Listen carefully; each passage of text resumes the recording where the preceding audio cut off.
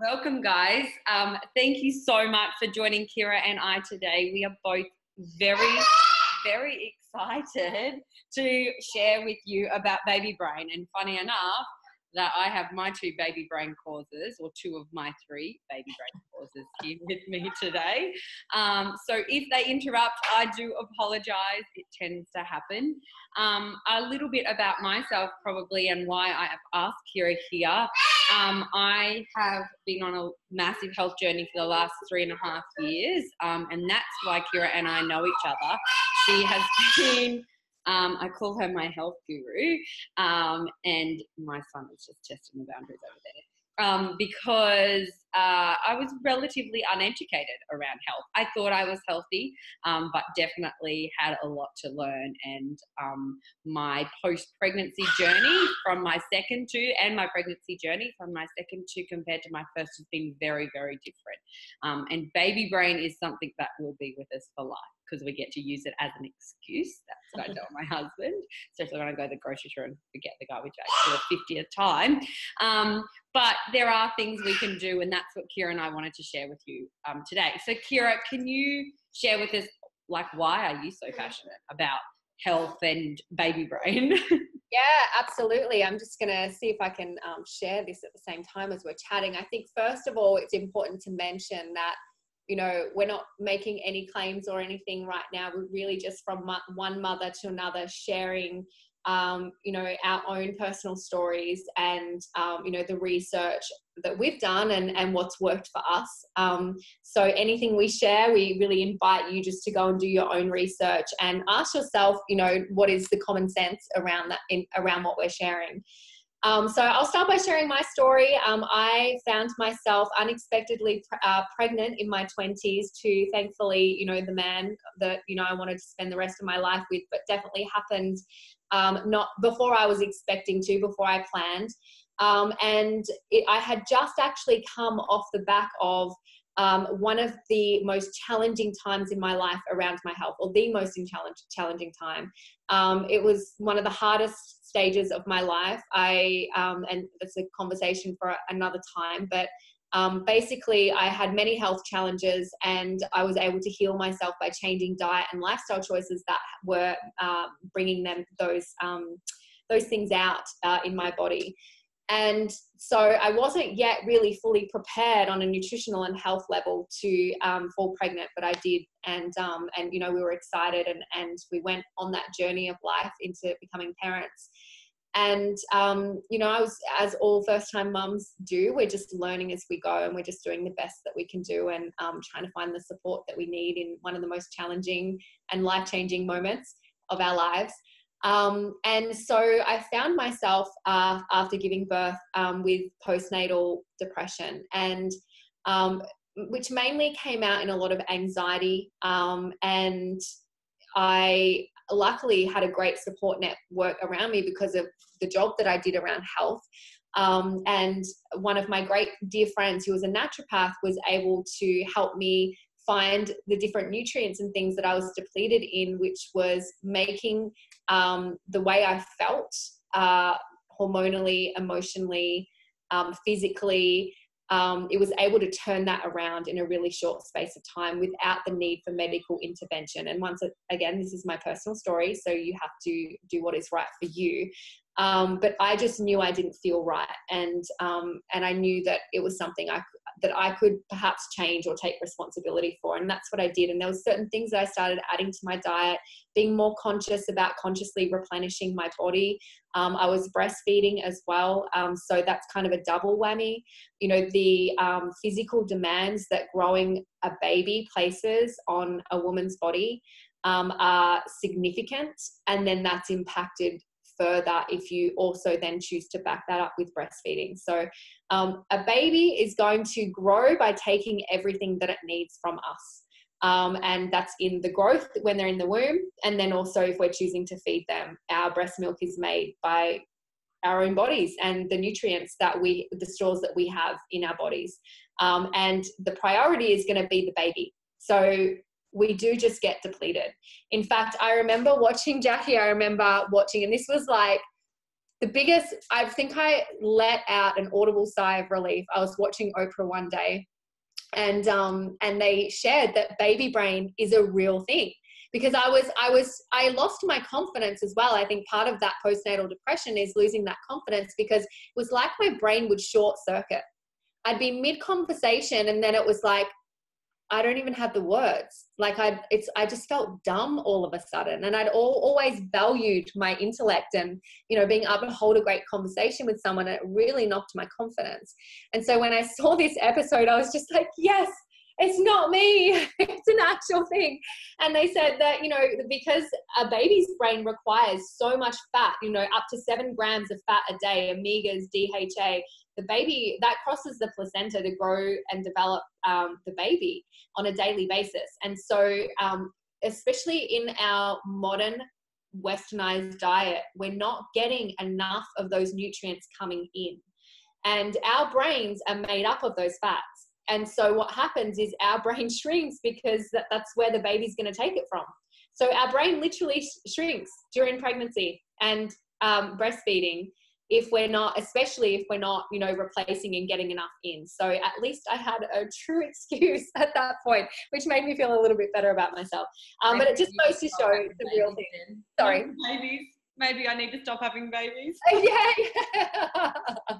Oh, look, my youngest is 6 now, and I still short circuit. It's not as bad. It's gotten better, but I still, you know, have that challenge, and I'm still replenishing and being conscious about what I'm putting in my body, because you definitely see that vitality and, you know, a change. And you see it on the outside. Your skin changes, your hair changes, your, you know, obviously body shape. There's lots of changes that happen that we can see. So, and imagine the ones that are happening on the inside that we can't see. So I was able to really just turn that around in a fairly short space of time. My anxiety dissipated. I had the less feelings of isolation and overwhelm. I mean, you still have that emotional roller coaster, because every day is different. Every day is a learning curve. You know, it's unpredictable having kids. The more you have, the greater some of the challenges are. But, you know, if you have experienced, you know, memory loss, if you feel lethargic, your energy is down, if you're feeling, you know, even guilt and anxious, you know, depression, overthinking, feeling alone, a lot of, like, this is my personal belief that, you know, we live in a society that is very abundant. We're very blessed. You know, we live in probably the best country in the world. We have so much opportunity here, and so much help if we're in trouble, whether it be financially or whatever that might be. And so for our culture to have the highest rates of depression is quite alarming, considering the lifestyle that we have. And I truly believe that one of the greatest causes and impacts on this is nutrition, because when we're nutritionally deficient, we cannot make the chemicals that we need to make that help us feel happy and help our brains function optimally. And when we're not functioning optimally and we're feeling emotional and unresourceful, this filters into every area of our life. So it impacts our relationships, it impacts our parenting. I know when I'm not eating well, if I've eaten too much sugar, too much chocolate, and I'm having that crash, I show up as a cranky mum. And, you know, that then transfers into my relationship with my husband. And then that impacts my entire day. It impacts my self-worth, because then I hate on myself that I, you know, did a crap job of parenting that day. Like, we all do it to ourselves. We beat ourselves up. And I truly believe that that starts with nutrition. And I also believe that the majority of us, and this was me, and to an extent still is me, right? Because no one's perfect. I don't do a perfect job of my nutrition. I just do a hell of a lot better than I used to, because I'm conscious of it. But so many of us have no idea how good we were born to feel every day.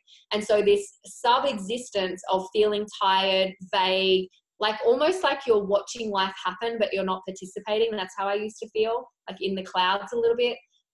That's the norm for most people. They think that they're supposed to feel tired because they worked all day or whatever that might be. But I think for the large part that stems from nutrition, and there's some other factors which we'll chat about in a bit as well. So I think it's so important to become aware of this, because when we're aware, we can take responsibility, which I think is truly important when it comes to our health, that our health And our body is our responsibility, not a doctor's, not a naturopath's, not, you know, obviously we seek help and guidance from them, but at the end of the day, we have responsibility over ourselves. So it can take up to 10 years to fully replenish after building a baby. And our society doesn't value giving women time and space to replenish before they back it up with another one. So we really compound the effects of being depleted, and we're not showing up to refuel ourselves, you know, before we go into that next pregnancy, or even if you're not heading into another one, just life in general, right? Is challenging. So I think it's really important that we start having conversations about this. I think our society has this pressure on women that as soon as we've given birth, it's like you get a badge of honor if you walked out of hospital that day, and if you're back, you know, vacuuming the house. I was lucky to have a midwife who beat Adam over the head saying she will not get out of bed for 2 weeks. She must be horizontal. You need to, wait, is that horizontal? Yeah. I'm like vertical, horizontal. Unless she needs to pee, she's laying down, give her pelvic floor time to heal. You don't need gravity, adding extra stress. You're doing the cooking, you're doing the cleaning. You need to give her that time. How many people are giving that wisdom and advice though? The advice is get up and move. It's good for you. Get up, do everything, go back to your housework. We just freaking ran a marathon. Like, we grew a baby, we gave birth, no matter what way you gave birth. Like, that is one of the most, probably the most strenuous thing that we could ever do. And yet we've got this pressure just to step back as our great self and not take time for ourselves and to invest everything in the baby, and we forget about ourselves in many ways. So I think this conversation is really, really important. And I think we need to bring some ancient wisdoms back into our society to serve ourselves, which at the end of the day serves our entire culture and community, right? Because the children that we raise today are the future, and it's important that we're our best selves, that we're able to give to ourselves first without feeling selfish, because we know when we're our best selves, we're going to raise so much happier, healthier, more resourceful children for tomorrow as well. So yeah, that's kind of my passion. I kind of went all over the place, but when you are nutritionally depleted, you know, just remember it impacts your hormones, which impacts your emotional state, which impacts your relationships, which impact, you know, everything in life basically, and how you're showing up and how you feel about yourself. So it's incredibly important. And yeah, so I don't know if that kind of answered your first question. I went on a bit of a tangent, but no, absolutely perfect. I hadn't heard, or it hasn't sunk in, the 10 years to get over. Yeah. To replenish. And that. Yeah, 10 years. Like, whoa, that's huge. Crazy. Yeah, like I finished breastfeeding 3 weeks ago, number 3. And I've gone from pregnant to breastfeeding, to pregnant and breastfeeding, to pregnant and breastfeeding. Like, it's been crazy. So the last 3.5 years, my body has been constantly giving. Yeah. And wondering why I'm not feeling my best. Like, why haven't I bounced back? Yeah. And I know we've had conversations, and I'm sure that you're willing to share, because I'm in the same boat. Just that, you know, we go into this already, the food that we eat today is becoming increasingly, you know, void of nutrients. And we go into pregnancy already depleted. So we're not even in our best shape for the most part, even going into those first pregnancies, right? And you and I have had many discussions and relate on the fact that the impact that's had on our self-worth and confidence post-birth as well. And then what we're able to achieve in life, because we're beating ourselves up and we're feeling down on ourselves. And yeah, it's just amazing how much of that comes back to nutrition. Yeah, I couldn't agree more. And I definitely know, you know, post Livy, it was at least 15 months before I started to feel good. And I'd been living with constant brain fog before having Livy. Yeah. So when that fog lifted, that self-esteem started to grow, less anxiety symptoms and stuff like that at all. And it wasn't until we thought we were healthy, we thought we were doing the right thing. Yeah. But we had a lot to learn leading up to that point. Yeah, definitely. So for you, Kira, like I could share, but I want you to share because you'll do a much more beautiful job of it. Like, your top tips of what to do to replenish your body would be great. Yeah. Okay. So, and this is through my own personal experience, but also working with so many other women now, which is my passion. You know, having the experiences that I've had, I've always made it my mission to use those lessons to empower other women in those areas of health. So leading into me falling pregnant, those health challenges I had changed my entire course and direction in life, and I decided to get into the health industry. And then I guess to continue on my story, I was very blessed to be a stay-at-home mom. You know, I have an amazing partner who provided financially, but, you know, being on one income was a challenge. But I always wanted to be that stay-at-home mom. I was willing to sacrifice financially to be able to have that gift. But, you know, there's always duality, right? So there's all these amazing benefits that I would never give up for the world. I'd never change it, but there's always going to be downsides. And the downside for me was that because I never did anything outside my comfort zone, because I lost my own purpose and passion other than kids, I became so introverted and so painfully shy, and I wasn't doing anything outside my comfort zone. And so I wasn't growing. And the saying is, if you're not growing, you're dying. And I felt like my spirit was dying. I felt like I was screaming on the inside. You know, we all, even when we're beating ourselves up, you know, I was at my lowest low in self-worth and I was beating myself up. But when you go beneath the BS mind stories and you truly are in your heart space, even if it's just a moment a day or a moment a month, but there's brief moments that we all have where we know the truth is that we have gifts to share and we have greatness inside of us. And I think to truly feel that joy and purpose and mission and passion, we need to be in touch with those gifts, and we need to be sharing them. And we need a purpose bigger than ourselves. And that was missing from my life. Financial independence was missing from my life. And even though I'm, you know, have that relationship that's providing and that's respectful in that department, and I didn't have to worry about it as a woman, if anything were to ever happen to that, you know, to my partner or in life or our business, not having any control or independence always gave me uncertainty as well. So I wasn't in a great place with my mindset. I was, I wasn't living passionately, I guess, outside of my kids, and I needed something more. And I had that enough is enough moment. And that's when, you know, I really started. I'd already worked on the nutrition. I was 10 out of 10 in that. And, you know, my memory had come back. You know, I certainly didn't feel depressed, but I did have some other challenges still there. So the other areas that we feel are very important, they're obvious, right? We've talked about nutrition. And my passion is helping parents build healthy food cultures in the home. I think there's a lot of confusion out there in the world. There's a lot of diets that, you know, are opposite of each other and conflicting, and, you know, deprivation, and food is not food anymore in the supermarket. Like, it's such a complex, it deserves its own life on its own. But, you know, what we do, we're passionate about bridging that gap for people and helping people in that area. And if people want to know more about that, obviously you guys can reach out. Sleep is a no-brainer. You know, when we're sleep deprived, obviously it's hard for us to show up. I think being willing to put yourself first. You know, I really believe women just need to step up into their resourcefulness. You know, for me, we weren't financially doing that great. We couldn't afford a nanny every day to give me time out. But you know what? I stretched our budget to be able to get a gym membership with a creche, and every single day I knew I could have an hour and a half to myself. And even if I didn't feel like exercising, I'd go sit in the sauna or go sit and read a magazine in the change room.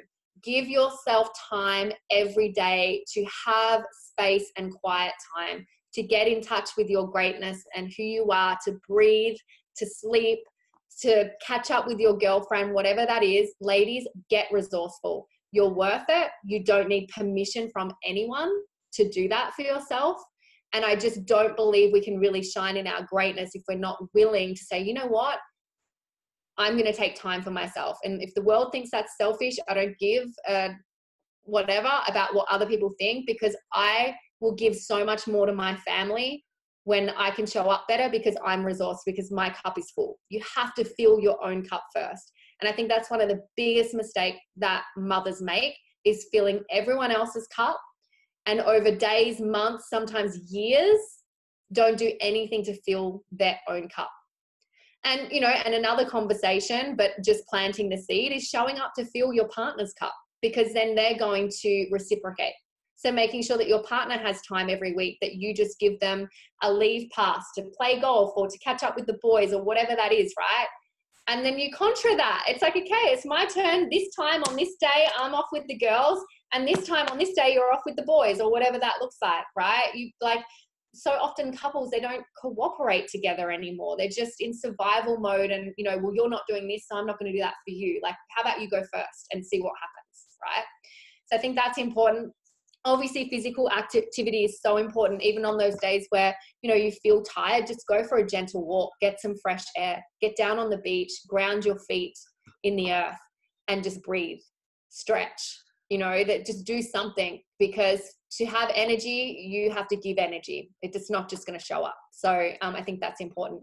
And then the biggest one, and I believe this impacted my health journey earlier on, that I spoke about at the beginning as well, is that we live in this world where we are raised to go and get a job and work 40 hours a day in some soul-sucking environment with neg ferrets all around us. And I mean, this is not everyone, right? If you are that blessed person who loves your job, loves your life, can't wait to get to work every day, then congratulations, you're amazing and you made life work for you, and that's incredible. But for the most part, people don't understand life is working for them, not against them. And they're being, you know, they're kind of sucked into the flow of life, and they're just going along with the flow rather than creating the path that they want to go down. And for me, you know, I was probably 5 years into my working career and I was just so depressed. I just could not. Every day I thought, this can't be life. Like, I can't do this for 40 years. Like, this is sucking the life out of me. I just was not, I knew that life, there was something more to life, like something more to offer. Like, how could this be? How could I be living life to work and not feel fulfilled? And I tried so many things. There's all this pressure on us when we're young to know exactly who we are and what we want to be, which I think is ridiculous. I think going to uni straight out of high school, unless you truly know that you're truly passionate and on purpose, I think is ridiculous pressure to place on our children, because I was nearly 30 before I truly knew what I wanted to do. And everything that I did served a purpose and it taught me something. And, you know, I got to try so many different things, but I was on the search for that thing. And I believe that impacted my health. Just being so sad every day to have to wake up and go to another crappy day with people that did not raise me up and make me feel good about myself. Not that it's up to others to make us feel good about ourselves, but certainly being in a negative environment affects our own energy. And so that happens when we become mums as well. We kind of give away our purpose and our passion and our mission, and we just focus on our kids. And I just don't believe that you'll ever fully feel fulfilled in everything that you are and all the greatness that you have to share in life if that's all that your life is about. And I think for a time it's allowed to be, right? You just give birth. Of course you're allowed to have that time where it's just about raising babies. But you know what we are so passionate about, Jackie and I, is we've found that mission and that purpose, which is empowering women to find their voice, to step into their greatness and their potential in life, to believe in them before they believe in themselves while they grow that belief, and to give women financial independence, to give them that certainty, to give them that opportunity to get the gym membership and get their hair done when they want to and their nails done, and whatever those little things that make them feel better about themselves because they're filling their cup up first. You just can't forego this passion and purpose in life. I truly believe that. And I think nutrition and lack of passion and purpose is, you know, two of the greatest, I don't know what you'd call it, but influences on the mental state of our society right now. I believe that. And I think it's even more true for mothers, because we go through that depletion curve and through that life change. And we're supposed to be everyone to, you know, everything to everyone and super mums and do it all. But we're not giving to ourselves first. So yeah, find the support, make time for you, be resourceful, put yourself first, fill your own cup nutritionally as well as passion and purpose. And yeah, did that answer your question? Of course, as always, beautifully answered. And I couldn't agree more. I was just sitting there thinking to myself, I don't know how I would have got through the last 12 months, but probably the last, 3.5 years of the changes emotionally and hormonally that I've gone through without having a community to plug into. And I was reminded by one of the midwives. I was very blessed to use a private midwife company, and it gave me a completely different experience than my first. Not that it was overly bad, but just that need to put me first through the whole process. And as someone with a thyroid condition, I automatically became a high risk case, which is absolutely ridiculous. Got nothing to do with giving birth. And the girls always reminded me that I was number one and my baby was number one, and that was the whole process. So very lucky there. But Liz reminded me that it's actually don't be a superhero. Plug into your community. Remember that you have to serve you first and look after you first, and that's how you'll give more as a mum. Yeah, definitely. It's funny when you say that. I remember, and this was actually before I became a mum. I was doing some research on some stuff, but the Western culture is really the only culture that lacks that wisdom. We've forgotten that wisdom. If you even look at like the Chinese culture, and I'm not sure if it's like this today, but certainly, not too far back in time, and many still carry this tradition. When women become mothers, I talked about 2 weeks that Adam gave me. Like, they've got this traditional 30 days, they're not allowed to do anything. They don't have visitors. They don't have this pressure of showing off the baby, because that's bonding time and learning to be a mom and not having those extra pressures, and everything is taken care of. They're given specific rebuilding foods and warming foods, and there's belly binding, and there's certain foods they do and don't eat if they're breastfeeding. Like, there's just so much wisdom that's been forgotten, and everything's been so medicalized. And we can just fix that if they've got wind. We'll just give them this, rather than looking at what you're eating or what you're giving them. There's just, it's really sad, and it's something that I'm really passionate about, empowering women around to just find that wisdom, learn from the many, many incredible mothers that have gone before us. When you implement, there's just so many. We'll have to do a live on some of the things that I learnt, actually, because there's some really great stuff that I love sharing with every mum that transformed my experience as a mum, especially first time mum. Yeah. All right. Look, that would be wonderful. Even little hints that you gave me around what to eat and what to avoid definitely helped, from having that purple crying baby with Libby to not having that experience with the other two. So watch this space. We'll bring more to you around that soon. But Kira, anything else you'd like to, leave us with?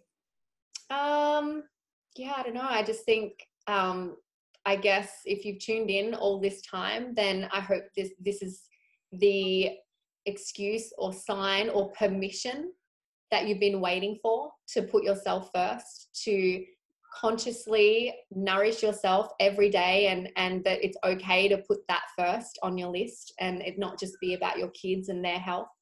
To take time out for yourself. I challenge you all to go and look at your diaries and book some time in for you this week, whether that be, going to the gym, because, it's kind of making the most of what you have, whether it's, one of my dear friends, we used to do a baby swap day once a week. So we'd give each other a day off a fortnight. And what's beautiful about that is our kids are like family now, and, it progressed to sleepovers and date nights very quickly as soon as, they weren't, they didn't need to be fed through the night. So, just set yourself up for success. And that was the other thing I was going to say when you said community. I remember the first mums group I went to, and it just, like, I felt disempowered there. Like, be conscious of who you're surrounding yourself with. There was just so much bitching and comparison, and and some of it didn't fit my beliefs on how I wanted to parent. And I think we just need to be mindful of who we surround ourselves with, and that we have empowering women who want to raise us up into our greatness. And, obviously that's what we're passionate about. And that's a space that we have here if you're looking for that. So yeah, you don't need permission, but if you do, this is your permission. Go and, do something for yourself this week. Put yourself first. You're worth it. You deserve it. And you don't need to ask anyone whether you can. And your children will be better off for it. So who the hell are you not to take time for yourself and put yourself first? Thank you. I don't think I can add anything else there, but I completely agree. Give yourself permission to shine. Or even if you can't imagine yourself shining, just give yourself permission to breathe. and to love yourself. It's a daily act. It's not about self-care. Self-care is awesome, but you have to love yourself. And that's something you need to do every day with the way you think, the way you speak to yourself, and the way you nourish yourself. So Kira, thank you so much for sharing with us today. Watch this space, guys. We will be back, no doubt, with some more gold for you. Thank you so much. Bye. Bye.